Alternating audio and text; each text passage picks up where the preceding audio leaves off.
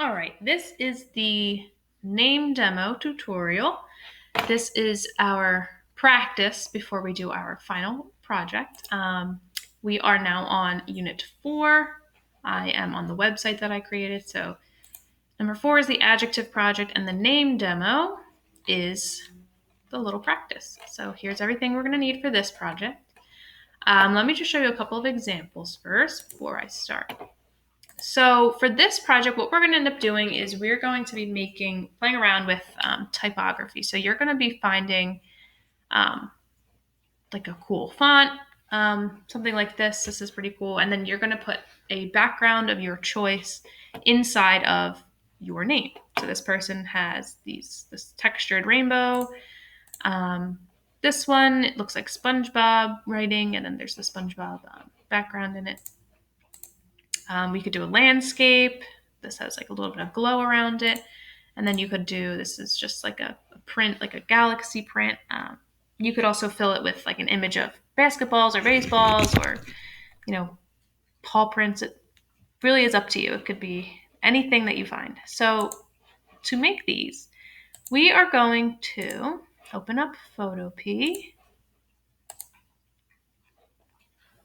And then we are going to click on New Project. All right, now we're going to call this project name and then your name. So name. I'm going to change the PX to IN. We are going to make this in landscape format. So the width would be 11. And the height would be 8.5. And the DPI would be 300 as always. And then the background will stay white. So once you have all of this set up, you can click create. All right. So what we're going to do here, we have this set up. So now we are going to find what we want to put, like the pattern that we want to put in our word. So to do that, we're going to go on Google. I'm going to look for, I think I'm going to do just like a pattern. So I'm going to look for a tie-dye pattern. I might type tie-dye background. We'll see what comes up. Okay.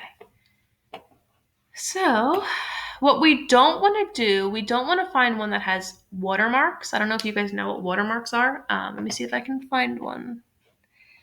A watermark, I believe there's one here. Yes, there is. These watermarks are when there's these like weird, really light like images that keep showing up. That just means that we're not able to use this because it's licensed to somebody else. Although it is on Google, but they're really hard to remove. So we're just not.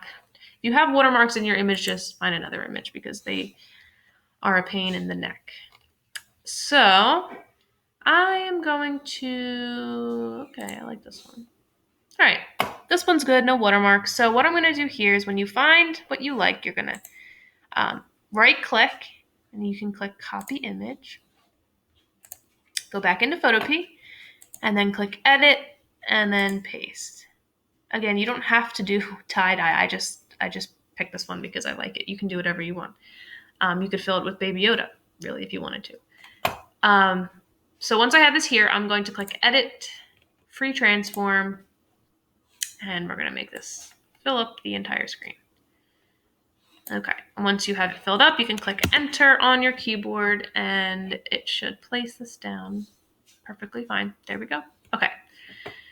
So the next thing that I'm going to do is I'm going to look for my font. So online, we're going to go to this website. It's called dafont.com, D-A font. Looks like this when it pulls up. There are like a million fonts on this website. As you can see, here's like a couple of examples. I'd like to lean towards this. This group is the most fun, I would say. So what you want to look for is you can pick any font that you want. However, there are just a couple of rules. So something like these three would be pretty good because they're all relatively thicker fonts. We want to have like a thicker font because if it's too thin, we won't be able to see your picture through it. So make sure that you pick one that's about, this thickness. Another thing is you don't want to have too much of this, like you see this has like white in it. We don't want to have white because that the white spaces, it will not pick up your image. So, I mean, if it has a little bit like these two, that's fine. But like something like this, probably, although I do like this one, probably won't work as well because it would only pick up in this like this black outline. So that's just not going to work for us. So um, pretty much all of these in this section, like this one is pretty cool, but again, it's not going to work because it's not going to show through. So try to pick one that's just black. Let me see. Let me think of another bad example to show you. So we might not want to use like this one here. It's a nice font, but it's too thin, so we're not going to be able to see through it to see our image. So once you have gone through, I want you to pick the font that you would like to work with. So once you've found the font that you like, I like this one. It's called Sleep Baby. So I'm going to click download right over here. Okay, so when it's downloading, you want to make sure that you click show in folder. This part gets a little bit tricky if you don't follow the directions exactly. All right, where is it? It's down here. Okay, so I have my Sleep Baby, so I'm going to double click on that. Just want to check to see. Yes, it did download. Okay, we are good. So once you double click and you're in this menu, you should, again, keyword here is should, but we know Chromebooks sometimes don't do what they should. You should see it down here at the bottom. I have 4 downloaded because I've done this project 4 times, but you should only have 1. And if it shows up down here, then you know that you did it right. So once you see it here, you can close this. You don't have to click anything from that menu. So we know that it's downloaded. So we're going to go back into Photopea. We are going to click our text tool, which is down here. And then we are going to go into our fonts. Of course, mine takes a very long time to load. Okay. We're going to click on load font. You see load font right here? All right. Load font. Then it takes you into your files. So you should be able to find, again, keyword should, you should be able to find the font that you just downloaded right where you left it. Okay, and it's there. Phew. So look, my Sleep Baby font. I'm going to click on this. They download as a TTF and an OTF file. Either one doesn't really matter which one you use. They both come onto Photopea the same way, so click either one. Some might not have both. You're going to click open. Photopea.com says load Sleep Baby also next time you use Photopea. Click OK. Just click OK. Don't cancel anything. Okay, font Sleep Baby is loaded. So what should happen then if you get that message that it's loaded, you're going to go into your fonts again, and you are going to search for this font. Okay, so it's going to take you forever to search through going this up and down. So you just search it in the search box. So, I mean, if you type the first couple letters, it should probably just pop up there. Look, Sleep Baby, here it is. So you're going to click on the one that you just downloaded. I'm going to draw myself a text box, and you can write your first name. You can write your last name. You can write both. I would like to just write my first name, but my first name is super tiny. So if you're like me and have a very small first name, then you could type your first and your last name. You could type your first and your middle name, whatever it is. You're going to keep the color black because the color is not going to matter. We want to keep it black for now. So I'll write my first and my last name. Oh, it's really tiny. If yours comes out really tiny like this, and to highlight the whole thing, you could click and drag, or if you wanted to, you can click Control A on your keyboard and it highlights everything.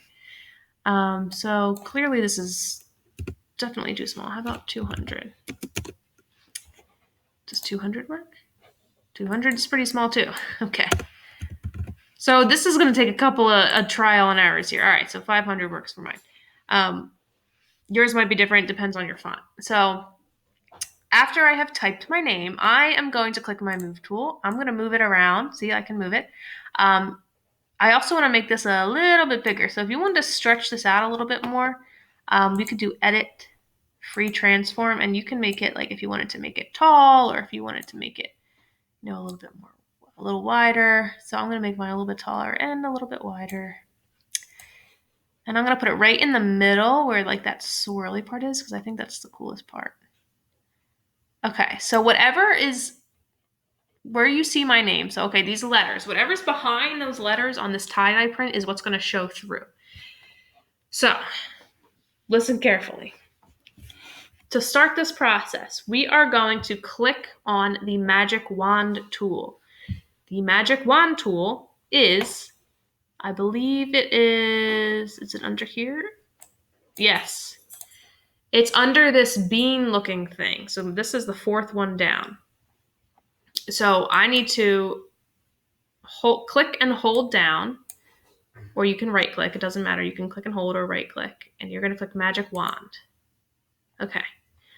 We want to be able to click all of our letters. The magic wand tool will select things. We want to be able to select all of our letters at once. Now you can see that it's only selecting one letter.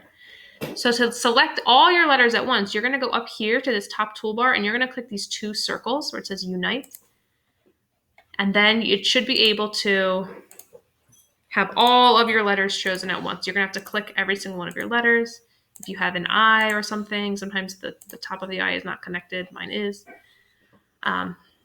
So once you have all of your letters selected, you are going to click on your layer 1. Here's my layer 1. Okay, once you're in layer 1, make sure that these letters are still highlighted. They shouldn't be changing if you're just clicking layer 1. You are going to go on your keyboard, click Control J. J as in, I don't know, June. So you're going to click Control and then you're going to click J. So that should copy the selection that you made.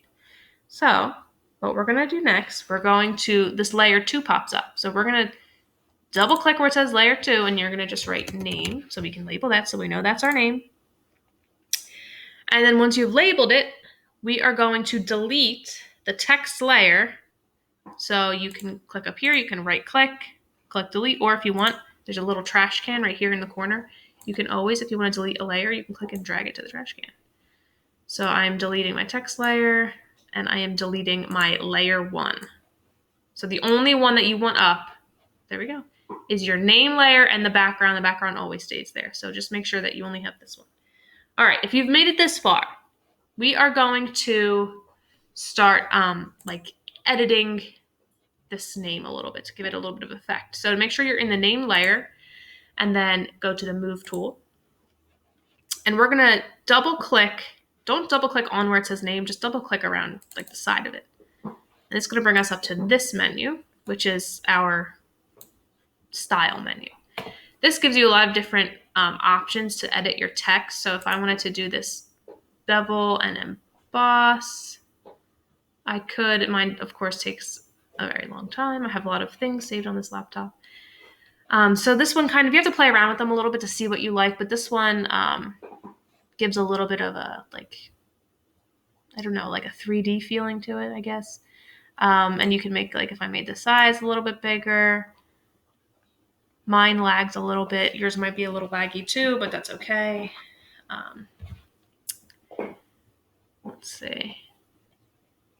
You could also change it by the numbers on the side here. So look, I drug this one up about halfway, so it makes it look a little bit 3D. I could do a drop shadow. So pretty much all of these, just play around with what you like. There's no right or wrong way to use these. Whatever one that you want to use, you can use. So look, I have this drop shadow here. You can change the blend mode. I have, let's see, does this work? You could also change the color of the drop shadow, although I like to leave mine black. Let's see, let me do one more. Let's try outer glow. I don't know what that does. So there are a ton of different options on here. As long as you guys just choose at least one of these options, that would be great. Maybe you can use as many as you want to use. You don't have to use just one, but try using at least one. And then once you figured out what you like, you can go ahead and click OK, and that will save all of the edits that you just made to your text. Okay, this one looks good here to me. And then what we're going to do is we are going to, fill in our background. So if I'm in my move tool, I can move this around a little bit. So I'm going to move this to the center. And then I am going to go to my paint bucket tool to change the color of my background. So I'm going to go, if you don't see your paint bucket tool, it might be behind this that looks like a gradient or like an ombre box. If you just see gradient tool, if you click and hold or you right click, paint bucket will show up. And then I want to change the color. I don't want this to be white, so I'm going to go down to my color box. I'm going to click on the top box. I will choose yellow is my favorite color, so maybe I'll pick yellow. All right, it's going to be pretty bright. All right, so I picked my color. Okay, I'm going to click OK. And then I'm going to click on my background. And moment of truth. Oh my gosh, I think I broke Photopea. It should change the color. Let's give it a minute and see if it changes.